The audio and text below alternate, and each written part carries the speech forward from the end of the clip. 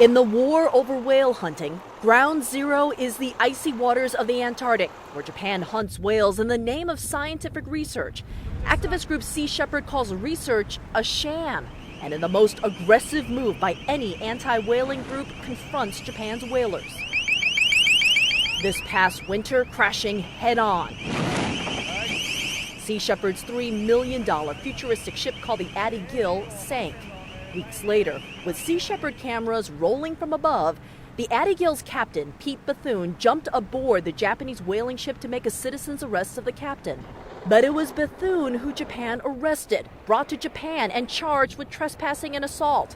Japan then obtained an international arrest warrant for Sea Shepherd's leader, Paul Watson, who scoffs at the legal move.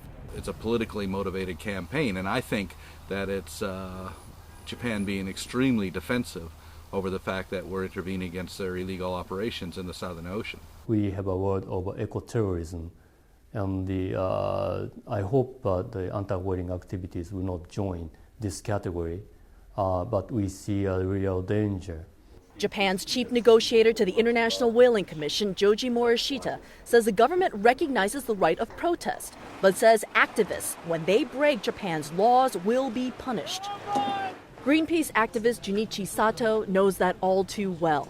Greenpeace is a separate environmental group from Sea Shepherd and disagrees with Sea Shepherd's methods. It's taking a different approach to winning the whale war.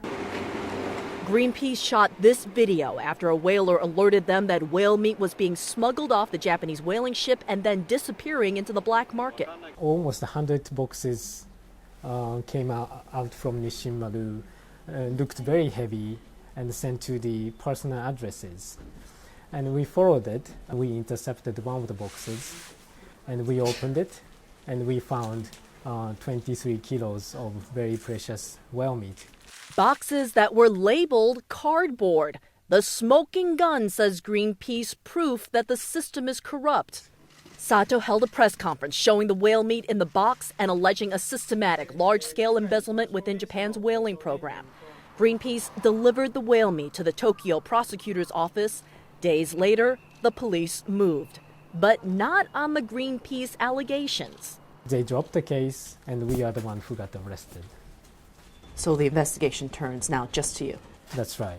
Sato and his Greenpeace colleague, Toru Suzuki, were charged with theft and face up to 10 years behind bars. Regardless of the reasons, say police, Greenpeace admits it did intercept the box, so that's theft. Reaction outside of Japan was swift. Protests were held around the world in support of the men who became known as the Tokyo Two.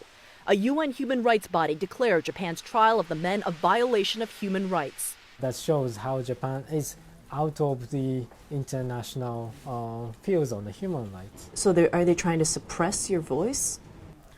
Well, I think that's the case now. As far as you know, are there any crew members who have been arrested for stealing whale meat off the Nishimaru? None.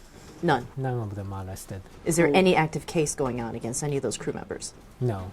The Tokyo prosecutor's office would not speak to CNN on camera, but tells us that the owner of the Japanese whaling vessel owns the whale meat and, as a regular practice, gives the meat to crew members as a gift.